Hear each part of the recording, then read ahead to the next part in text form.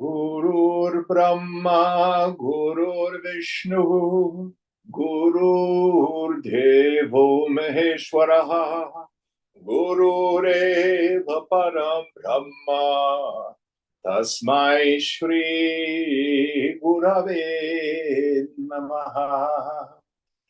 Chinmayam Vyapyat Sarvam, Trilokyam Sacharacharam, Tatpadam Darshitam Yena, Tasmai Sri Gurave Namaha. Tvameva Mata Chapita Tvameva, Tvameva Bandhuscha Sakha Tvameva, Tvameva Vedyat Ravinam Tvameva, Tvameva Sarvam Mama Deva Deva, Tvameva Sarvam Mama Deva Deva. Jai Guru. Om Sahana Bhavatu, Sahana Bhunaktu, Sahaviryam Karavavai, Tejasvinavadhitamastu ma vidvishavai. Om Shanti, Shanti, Shanti.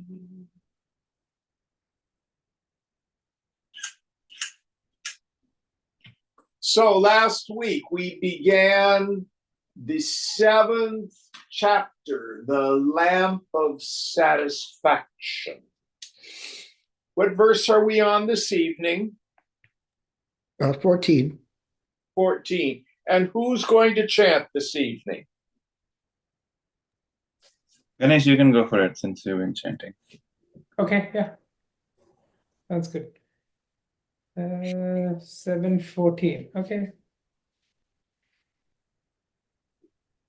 Jnanita jnanite tvatma bhasasyaiva cha bhasasyaiva na chatmana katha cha katama bhasa kutasthosmiti buddhyatam.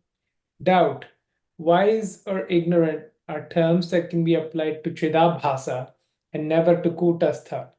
Then how can Chidabhasa, who is different from Kutastha, say, I am Brahman or Kutastha? So, again, we have these two technical terms.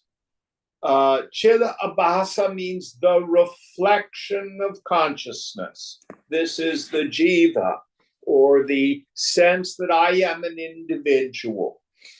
It is that karta, that agent that happens in the intellectual sheath, whereby the qualities of the not self, the body, are attributed to the self. But for the man of wisdom, it's simply what is used to do transactions in the world. So the man of wisdom, when he's talking about, I went to the store today, he's talking about Chidabhasa, the reflection of consciousness. But when he's speaking philosophically, as Vidyaranyu will say, he can say, I am Brahman.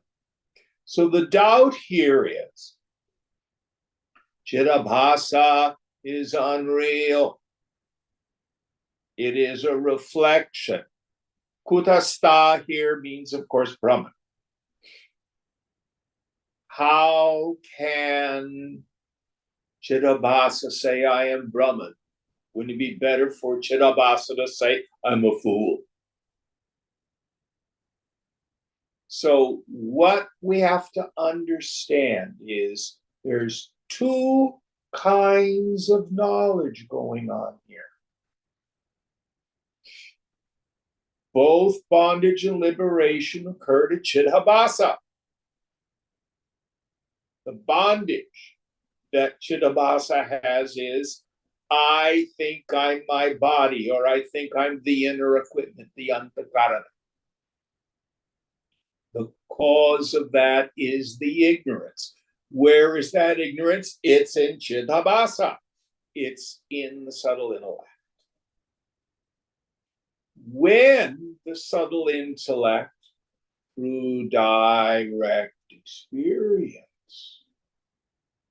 comes to see, oh, I'm not the body, I'm not the prana, I'm not the mind, I'm not the intellect, I'm not even any personal sense of self. What am I? I'm the space of consciousness. Now, what is the means of knowledge, the praman, by which the self is directly experienced? Understand, the self is self-evident. The instrument for knowing the self is the self itself. And everyone already has it. Think. If it were something gained, it could be something lost. How can something finite like a jiva become the self? No. The self is ever free, and it is the self itself that knows itself. But there's no thought in the self. So self-realization is an aha that takes place in the subtle intellect. And in many, many classes, I've talked about the difference between direct experience and then the secondary function of reflecting on that experience. The two that I usually use are hand rubbing, rub your hands together. The instrument for hand rubbing is hands. Now we're going to do a second process in Chidabhasa, in the reflection of consciousness. When you rub your hands together, was it warm or cold? Warm. Was it stasis or motion? It was motion. This is reflection on the direct experience. But the mind is not directly experiencing hand rubbing. Hands are. You sit on your hands and with your mind rub your hands together. You can't do it. But your hands can't think about it. Other one I use all the time is bring your mind's eye, your attention to the waistband of your trousers on your skin. The instrument for the direct experience of your waistband is your skin. Are your pants too tight? Are they too loose? Are they just right? I'm wearing a dhoti, one size fits all. It's always wonderful. But my mind reflects on the direct experience. I brought my attention to something that I've been experiencing all day long since I put my pants on this morning. I just wasn't paying attention to it. So what do in meditation? We still the mind, bring it to a point of reducing the frequency and volume of thought. Tanu manasaha, thinness of mind. Then we take this attentive faculty of the subtle intellect. It can look at couches, it can look at tables, it can look at lamps, it can look at feelings, it can look at thoughts, but we want to introvert it. Now, examine with a very still mind the direct experience of I-ing. Words fall short. Can you find a person there? No. Can you find a beginning of you? No. Can you find any qualities? Don't see anything. What's there? Just the vast expanse of awareness itself. You haven't become it. You haven't created it. You haven't achieved it. You haven't attained it. In a quiet mind, you realize what's there. Now listen carefully. That aha, that insight, where does it go in deep sleep? It is an understanding that occurs to Chidhabhasa. It's Chidhabhasa which has the insight that my nature is safe. I need not worry. I'm changeless. And I know where happiness is. That becomes transformative, not to the self, but to the mind. Because that's the only place that I've had problems.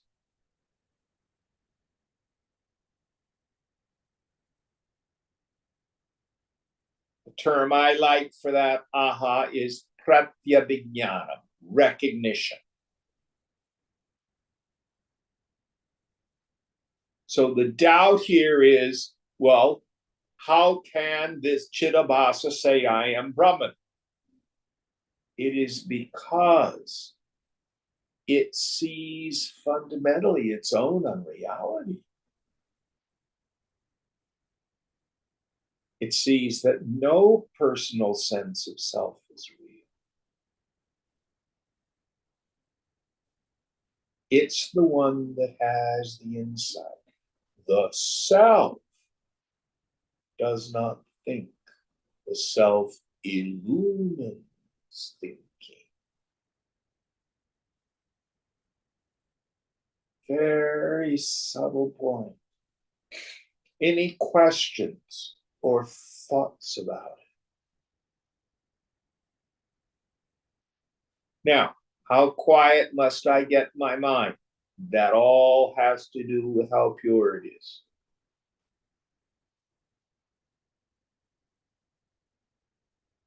And the scriptures are known as a valid means of knowledge, a praman.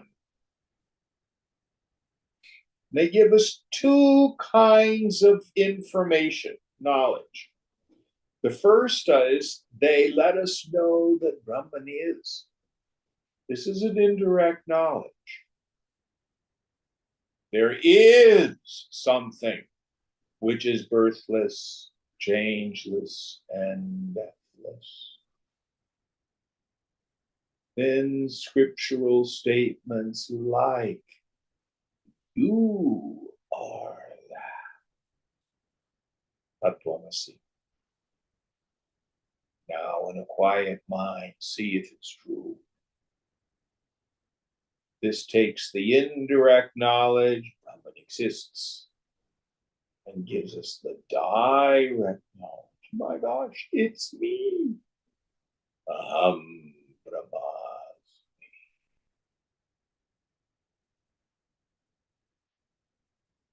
All right, next verse.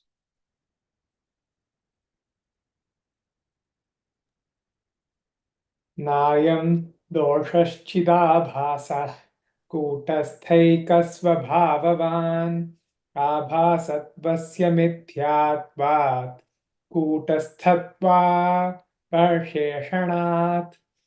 Reply: there is no harm, for Chidabhasa has no real existence independent of Kutastha. An image in a mirror is not distinct from the object of which it is a reflection. When the adventitious factors are negated, only Kutastha remains. Yes. So it is the liberated personality that knows I'm not a fool, I'm not the body, I'm not the subtle body.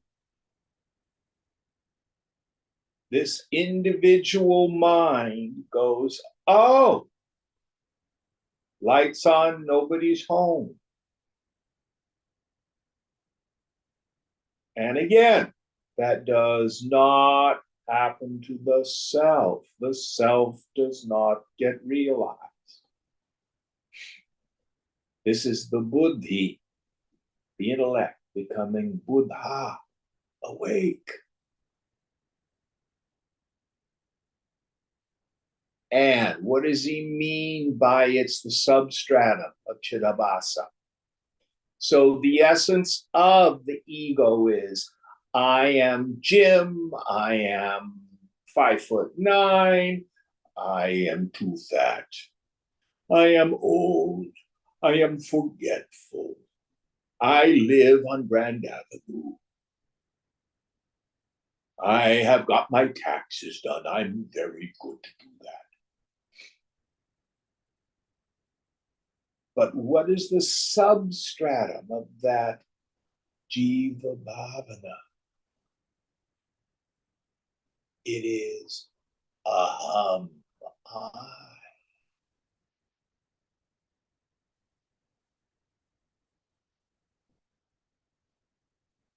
So the man of wisdom sees that chidabhasa, that reflection of consciousness caught in the web of thought. It's not evil, it's not bad, it's just not you.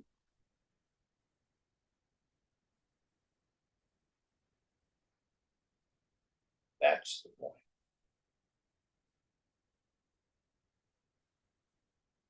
Any thoughts? Next verse.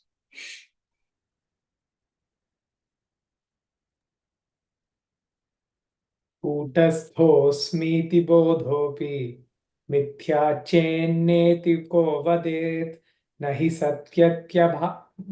सत्यतयाभीष्टम् रज्जुसर्पविसर्पणम्. Doubt: the idea I am Kutastha is also illusory. Reply: who denies it? Any motion attributed to the snake superimposed on a rope is unreal and cannot be admitted. Yes. So Chidabhasa, the phony self, is unreal, and therefore any insight that it has is fundamentally unreal. And Vidyaranya says, true that.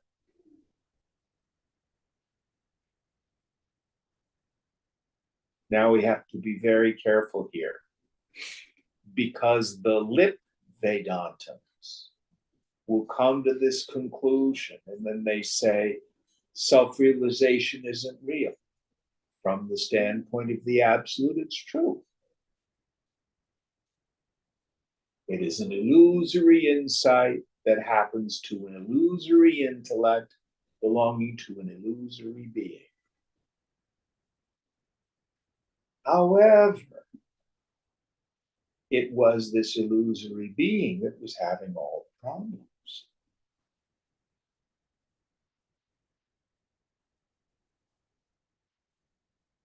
So you will find at the end of, say, Vivekachudamani, the Shisha, after he attains realization, liberation. He'll say the scriptures are not real, the guru is not real, the shisha is not real, the path is not real, bondage isn't real, liberation isn't real, only I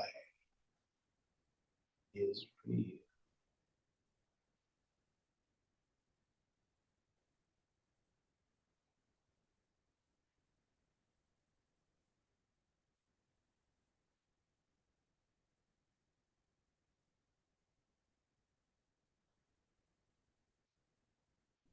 So do not try to be a realized person. Do not try to be an enlightened person. There's a famous Zen proverb: if you meet the Buddha on the path, kill him. But do you have any doubts about your essential nature?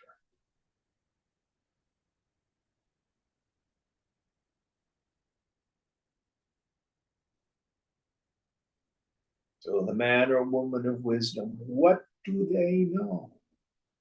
Only I is real. Everything else is superimposition without exception.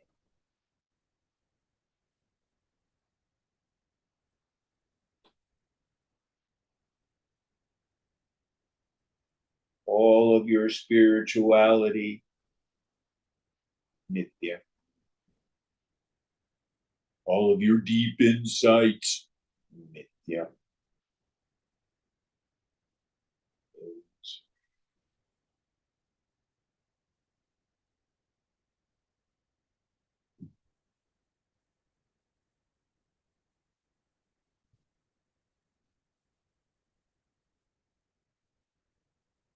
But this abandonment of everything is only really accomplished effectively. Very still mind that has gone through the process of intense detachment, intense vairagya. Otherwise, it's just another thought. It does nothing really to free us from being unhappy. Does you no good to be wanting to jump off the bridge because your life is so miserable, and you just say to yourself, but it's not real, it's not real, it's not real. That does nothing. It's a useless waste of speech. Any thoughts on this?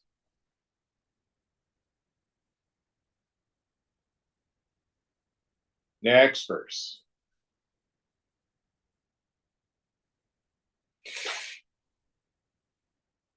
तादृशेनापि बोधेन संसारो हि निवर्तते यक्षानुरूपो हि बलिः इत्याहुलौर्किका जनाः. The idea, I am Brahman, leads to the cessation of pleasure and pain of the world. There is a common saying that a sacrifice offered to a deity must be appropriate to that deity. So the point is this jnana abhyasa, this practice of knowledge, has two dimensions to it. There's a negation aspect, neti neti. I am not the body, I am not the prana, I'm not the mind, I'm not the intellect, I'm not the ahankriti. And it has an assertion dimension. What am I? Chidananda Rupaham, I am the form of bliss consciousness. Chidakasha, I'm the space of pure awareness. Satchidananda Rupaham, I'm of the nature of pure existence, pure consciousness and bliss absolute. Nityananda, eternal bliss outside of time and space.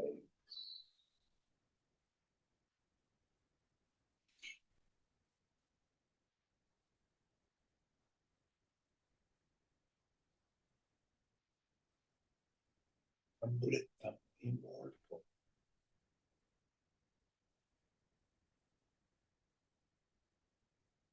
And again, with both the meditations of negation and of assertion, it's not sitting in my chair drinking a glass of sherry and just thinking about the self out there. Does nothing. With the mind made quiet, with the attention turned within, see whether or not these suggested meditations we get from the Upanishads, see whether or not, in fact, it's true.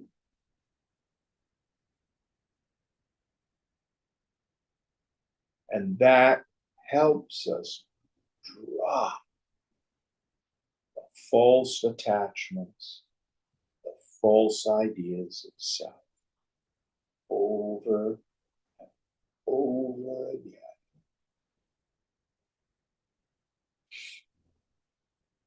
Any thoughts? Next verse.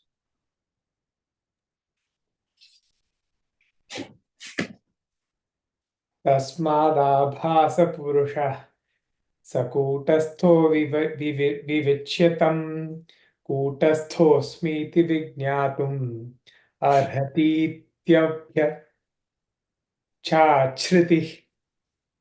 The Shruti says that Chidabhasa, based on Kutastha and known as Purusha, should differentiate Kutastha from illusion, and that he is then justified in saying, I am Kutastha, Brahman.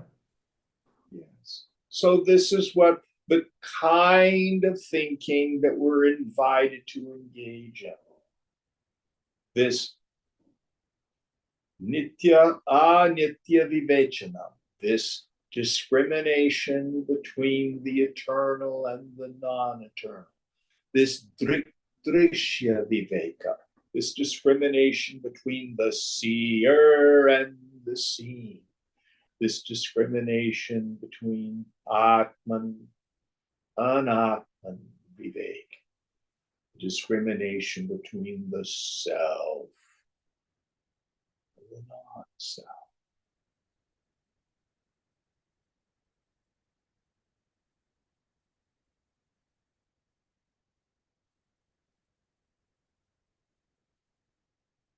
Ramana Maharshi's very famous example, Koham, who am I?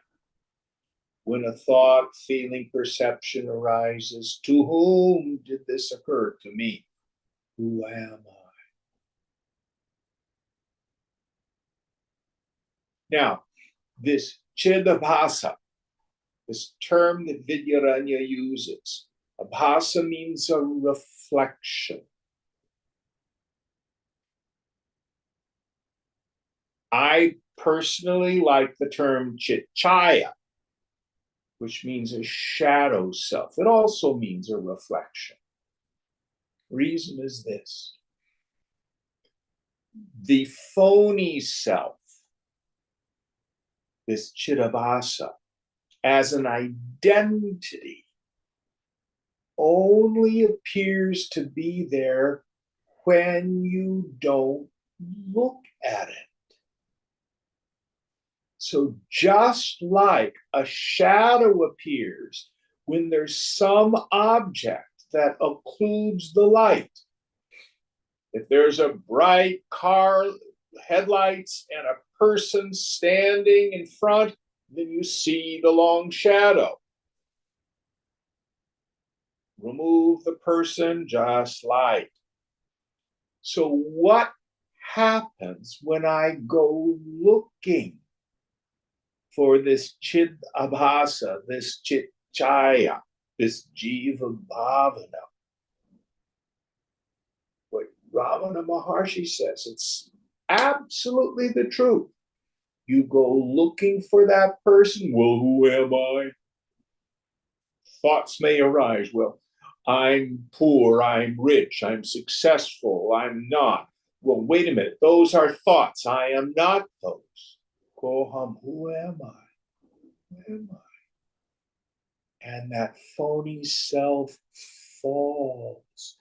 It disappears. It evaporates because it's nothing real.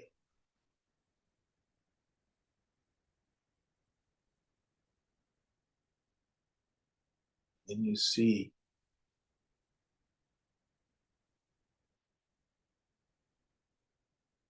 Satchidananda existence, consciousness, this absolute. Over and over again. And part of the problem, I'm sharing this with another student just yesterday or the day before, I can't remember now. In Viveka Chudamani, when we have the qualifications of the fit student, in the section prior to it, Shankara says that the fit student needs to be medha, have a keen memory.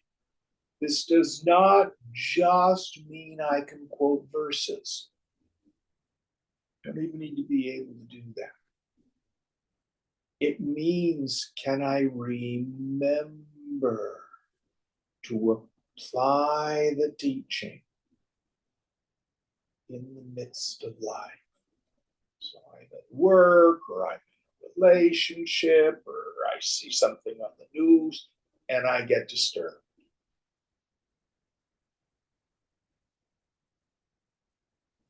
There's when I'm supposed to remember, to whom did this occur? To me.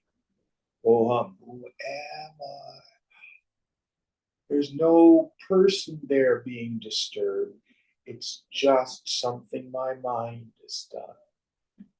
Situations conducive, mind happy. Situation non-conducive, mind unhappy. Drop it. Let it go. Viveka, Vairagya.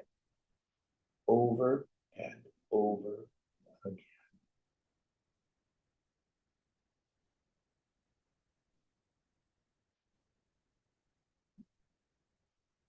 Next verse.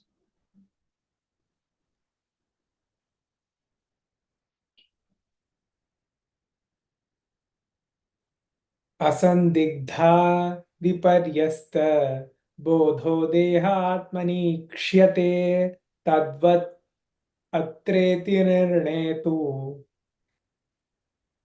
tadvad atreti nirnetum ayamitya bhidhiyate.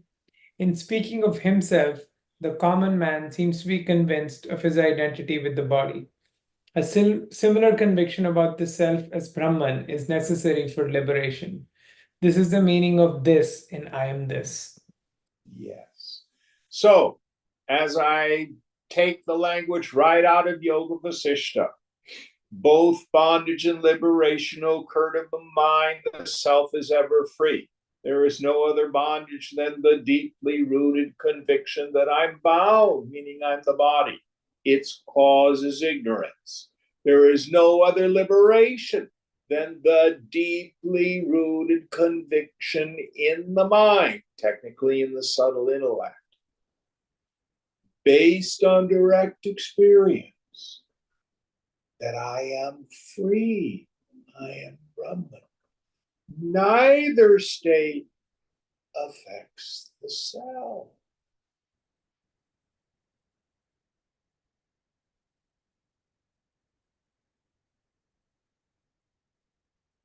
But we talk about Paroksha jnanam and aparoksha jnanam. Indirect experience, knowledge, and direct knowledge. Just reading the words in the book or hearing it from the teacher will not suffice.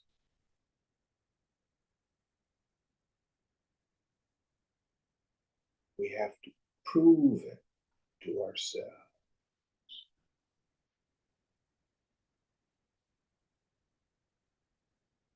Next verse. Dehatma jnanavajnanam.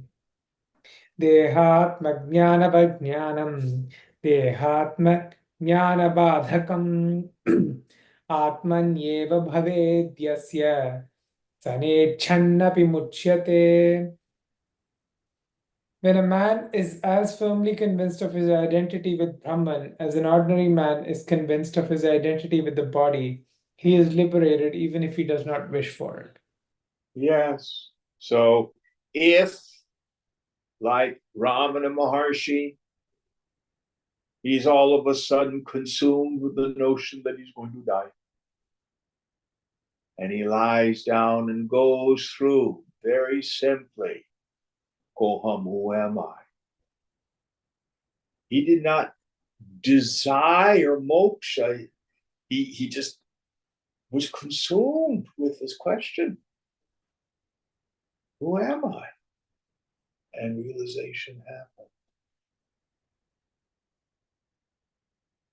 So just as the ordinary person is convinced I am the body, and he knows he's not a goat or a cow or a horse or a pig, but a human body. And that is effortless. He doesn't have to run around with a mirror saying, aha, gotta make sure I'm a human.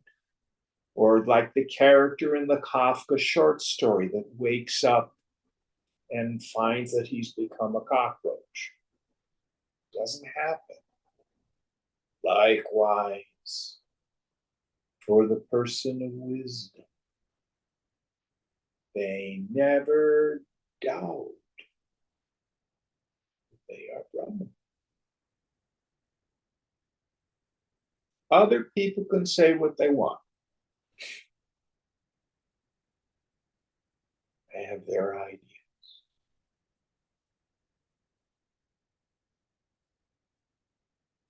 This is moksha. This is liberation. This is self-realization. The firm conviction that's effortless. I know there's nobody there.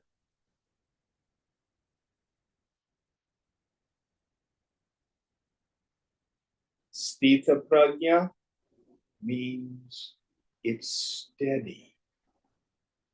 I don't come in and out of it.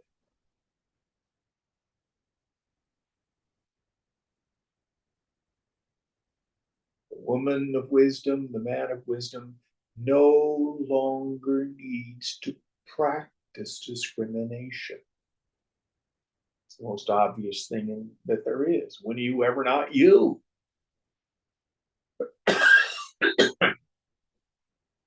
Any thoughts? Next verse. Ayamityaparakshatvam uchyate chetaduchyatam swayam prakasha chaitanyam aparoksham sadayata. Doubt. The term this in I am this refers to something knowable and that it cannot apply to Brahman who's unknown. Reply. All right. Brahman as the self is self-luminous and can always be directly experienced. Yes. So again, when I think the scriptures say the self is unknowable, and the scriptures say that, we just finished that section in Kena Upanishad. Agni goes to the adorable spirit and doesn't know who he is. Then Vayu goes to the adorable spirit, doesn't know who he is. Indra, the mind, goes to the adorable spirit. The damn thing disappears. So much implied in that. In the first chapter, it is not that which you worship here. It is not known as a cognizable object. It is like trying to see your eyes. It is like trying to shine a flashlight on its own batteries. You cannot know the self as an object.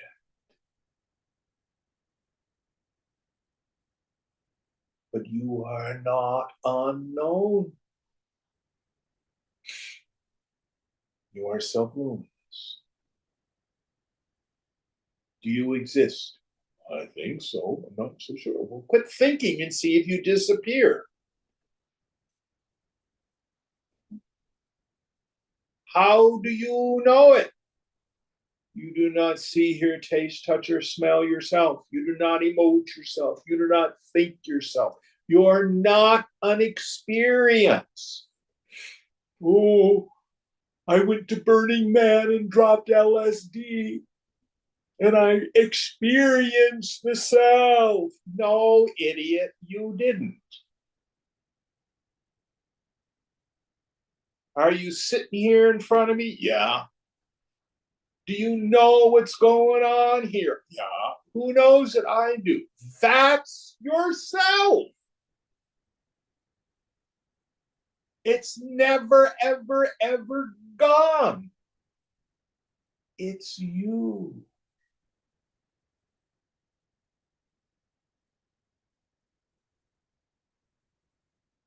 It's you. In the end, it's the most simple awareness of the most ordinary waking state.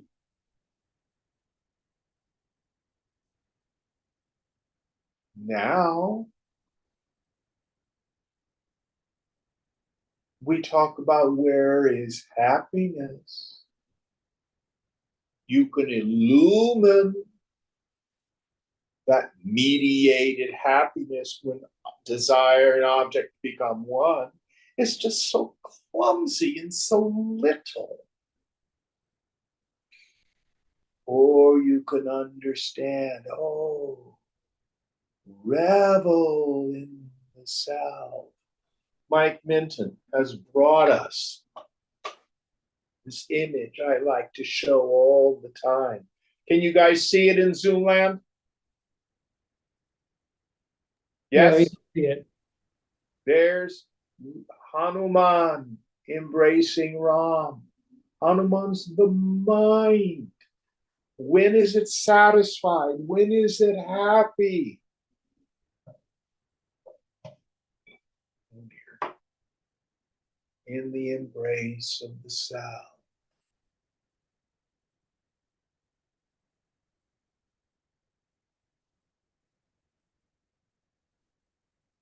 The mind can be blissful because the self is the fountainhead, the source of all happiness.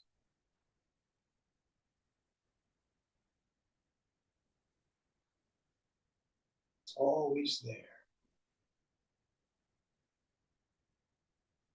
So these deep, profound understandings happen in Chidabhasa.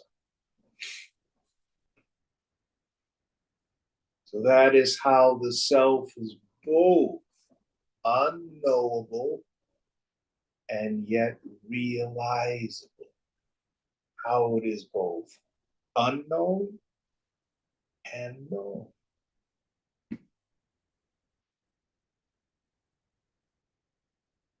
Next verse. Paroksham aparoksham cha jnanam ajnanamityadah nitya paroksha rupepi dvayam tyadrashame yatha.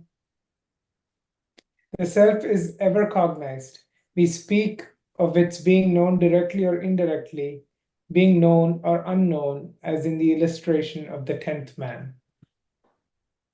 So, the story of the 10th man, there are 10 fellows in a boat, and they're crossing a river, and somebody rocks the boat, and the boat capsizes, and all the boys fall out of the boat. And then they swim to shore. And it's a pretty strong river, but these are most of them pretty good swimmers. When they get to the shore, one of the boys says, "Are we all here?" Another one says, "I'm not sure. Somebody count." So one of the boys goes 1, 2, 3, 4, 5, 6, 7, 8, 9. Oh my gosh, somebody's missing. Maybe I made a mistake. You count. Another boy goes 1, 2, 3, 4, 5, 6, 7, 8, 9. Who's missing? Who's missing? And of course, they forget to count themselves. So someone comes along and says, "You are all fools. All 10 of you are saved." And they say, "No, no, no, we counted and there's only 9 of us." And then the traveler says, "All right, count again. 1, 2, 3, 4. Wait, stop a minute. You forgot to count yourself. Oh, 5, 6, 7, 8, 9, 10. We're all here." So also, the fool can have the idea, "I do not know Brahman. I do not know the self. I, Jim, do not know the self." Not realizing self isn't out there. The 10th man isn't out there. 10th man, me. The self is me.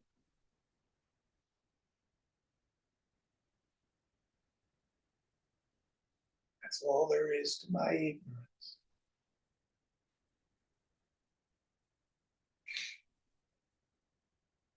So, what does the Guru do? Paroksha Jnanam. First, I tell you, Brahman is. I am Atma Brahma. This self is Brahman. Well, I'm not so sure. I think religion is superstition. Money is real. Brahman, I don't know about. Guru says, I've been there. I've been to the high mountain of knowledge. It's real. The scriptures say it. Okay. I'm open to the idea. Paroksha Jnana, indirect knowledge. Now, just a little bit of renunciation. Quiet in the mind a little bit. Practice subject object discrimination. You are not the bowl on the table. You're also not your body. You know the body. Take a deep breath. Yeah, I know the body the same way I know the bowl. You are not the energy, the prana. I know it like I know the bowl. Not a feeling. I know the feelings. Not a thought. I know the thought. And who are you?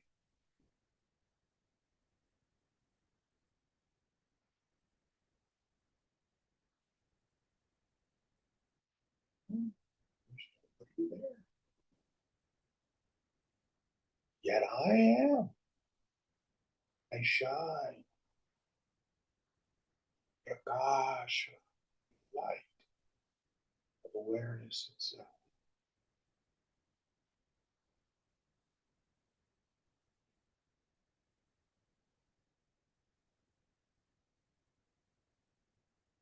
Next verse.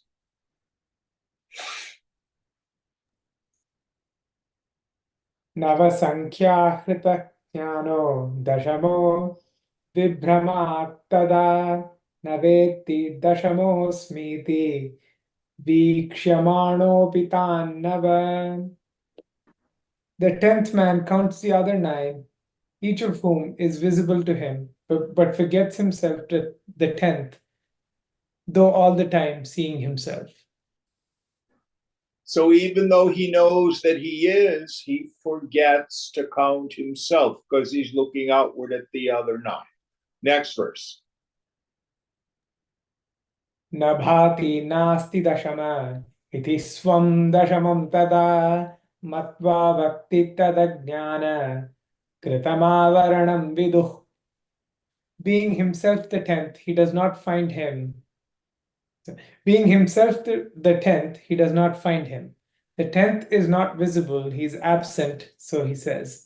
Intelligent people say that this is due to his presence being obscured by ignorance or maya. Yes. So why is it that the fellow cannot see that he's the 10th man? Because he's looking outward at things knowable. Someone has to point out to the fact that it's yourself. It's not something you're going to count out there. So also you and I keep looking for something knowable, something seeable, something experienceable. And only the Guru and the scriptures can say, it is not that which you worship here. Who are you? What is that by which everything is known, without which nothing can be known, beyond which there's nothing to know? What is Veda Anda, and knowledge itself?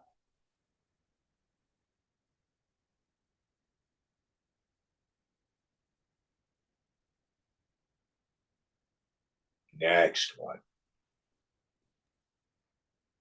नद्यां ममारदशम इति शोचन् प्ररोदिति अज्ञानकृतविक्षेपं रोदनादिं विदुर्बुधाः.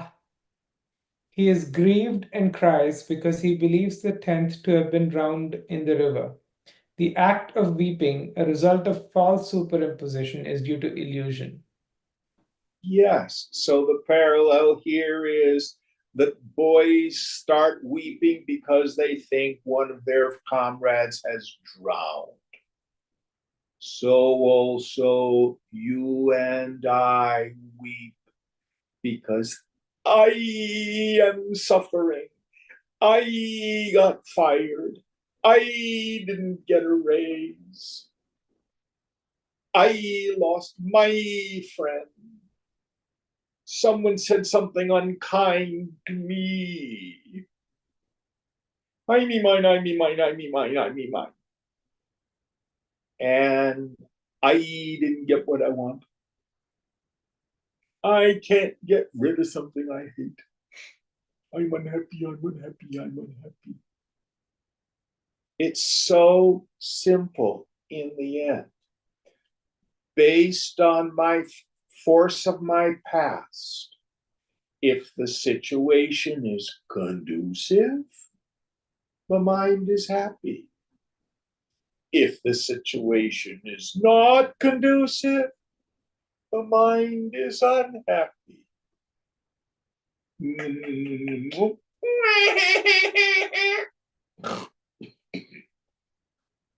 That's what the mind did when I popped out.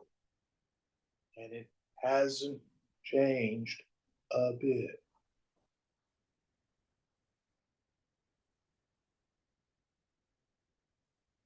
Let it go. It's nothing real. I do not have to get what I want or get rid of anything. Mind freed from spriha, longing, is happy, it's content.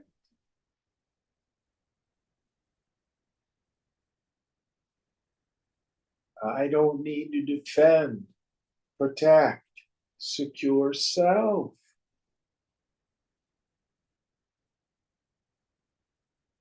I'm already free.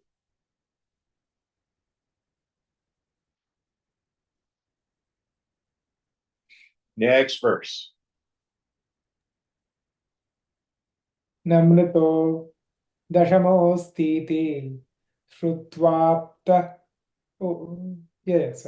Namrato dashamo shrutva Shrutvaapta vachanam tada parokshatvena dashamam veti svargadilokavat. When told by a competent person that the 10th is not dead, he believes by indirect knowledge that he is alive, just as one believes in the existence of heaven on the authority of the Shruti.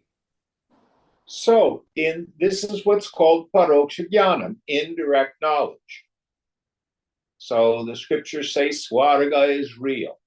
When you die, you're going to go to heaven. Okay, I'm going to believe that. But also, we learn the ground of all being, the substratum of the scripture of the whole universe is Brahman. That's what we call it. It's consciousness. It's not a material world. It's consciousness just taking the name and form. You are not your equipment. You are the witness in consciousness. That sounds pretty far-fetched to me. Now let's inquire until we move from paroksha jnanam, indirect knowledge, to aparoksha jnana, direct experience. Next verse. Tvameva dashamositi ganayitva pradarshitah aparokshataya jnatva hrasyatyeva naroditi. When each man is told, "You are the 10th," and he counts himself along with the others, he stops weeping and grieving, owing to the direct knowledge of the 10th, that is himself. Yes. So his grief evaporates when he sees no one has been lost. We're all here. Likewise, the woman or man of wisdom ceases their grieving. They come to see the immortal nature of their own self.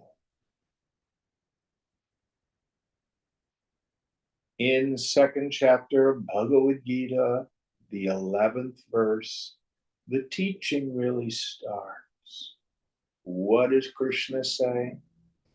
You grieve for whom you should not grieve, although you speak words of wisdom. What you're saying has some worldly validity. The wise grieve neither for the living nor the dead. How can he say that?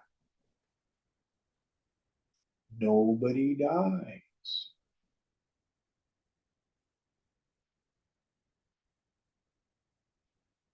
What about the suffering in the world? The suffering in the world is caused by people's identification the not-self.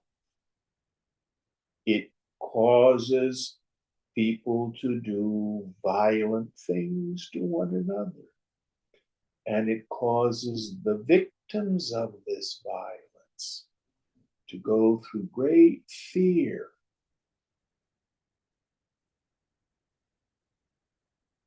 But when death comes, they have the great surprise that it's not lights out.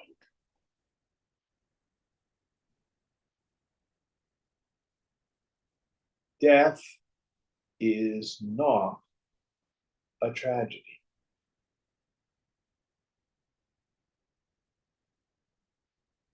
Getting there can be daunting, especially if we're identified. Now, this is not a teaching we give to people in ignorance. They think we're not being compassionate with the suffering in the world.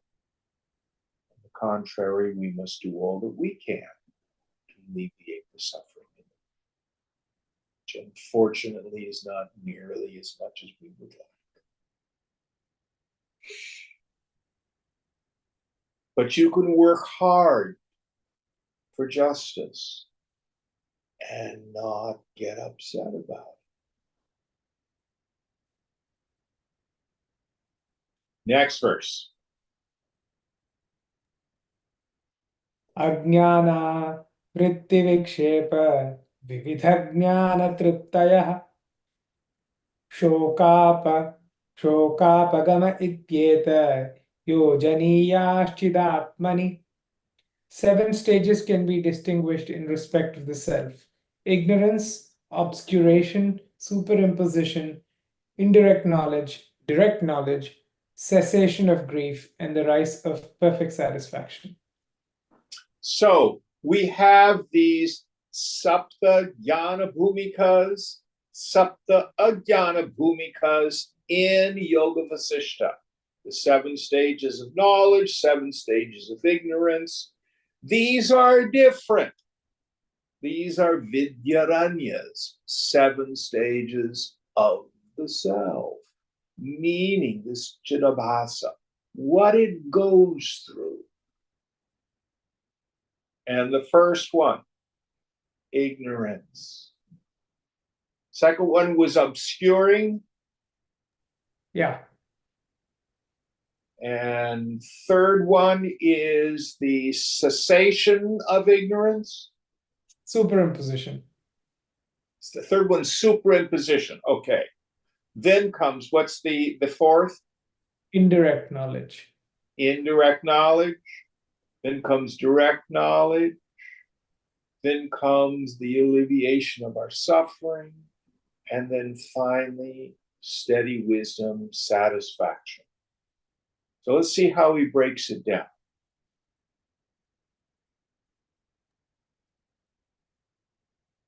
Samsara sakta chittaha samshidabhasak samsara sakta chitta samshidabhasa kadachana swayam prakashakootastham swatatvam naiva vechyatam. Swayam prakashakootastham swatatvam naiva vetyayam. Chidabhasa, with his mind devoted to the worldly existence, does not know that he is the self-evident Kutastha. That's the definition of the ignorance. Chidabhasa, this sense of individuality, this karta, the agent, thinks that Brahman doesn't exist, Atman doesn't exist. He's totally engaged with the world. Next one. Nabhati nasti kutastha iti bhakti prasangatah karta bhokta hamasmiti vikshepam pratipadhyate. Kutastha is not manifest. There is no Kutastha, are the ideas that characterize the obscuring stage caused by ignorance. The Jiva further says, I am the doer and enjoyer, and experiences pains and pleasures the result of superimposition. Yeah. So here is this projection of the phony self, convinced, this avarana shakti, that Brahman doesn't exist, the self doesn't exist. Even if you read some spiritual books, you may think Brahman is out there, the self is something floating around in the sky, or you're just simply an atheist, it isn't real. Like Swamiji was. When Balan went up to Shivananda's ashram, he said, all this religion is superstition. Shivananda says, you're right. There's something deeper that's not superstition. Next one. Asti kutastha ityadau paroksham veti vartaya paschat kutastha evasmi ityevam veti vicharatah. From the teacher, he comes to know of the existence of Kutastha indirectly. Then, by means of discrimination, he directly realizes I am Kutastha. Yes. So first, from the teacher or reading the books, he comes to know that Brahman is. And that the Brahman is the self.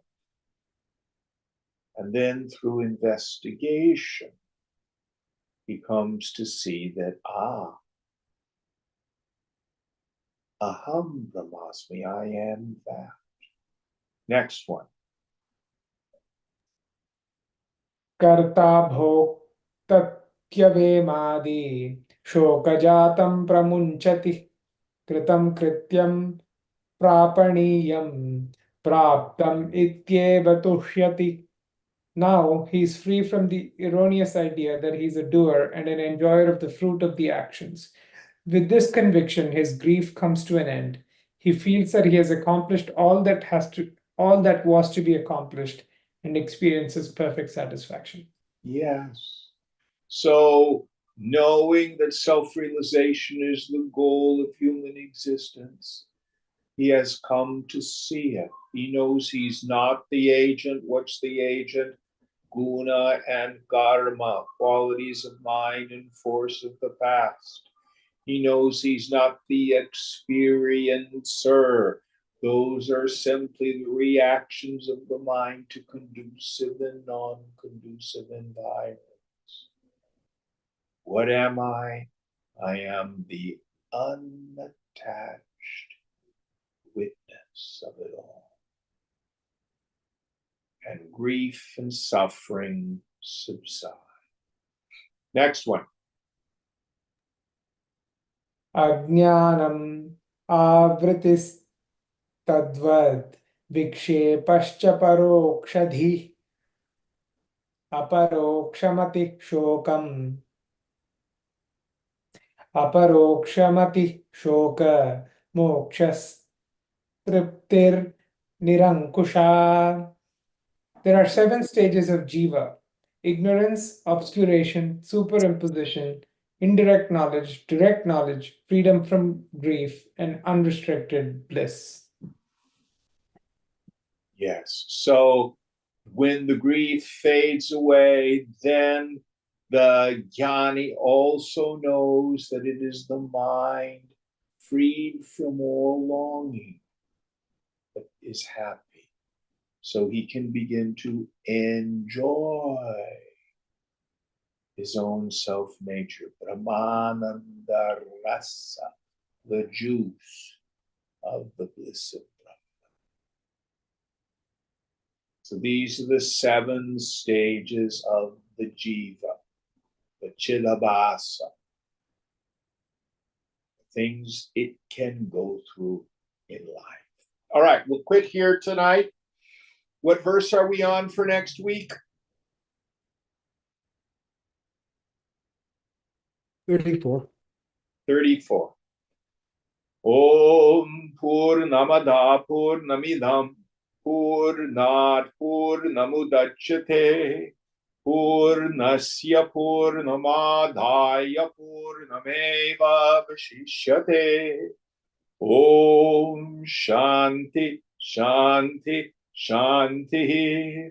Hari Om Sri Guru Pyo Namaha. Hari Om.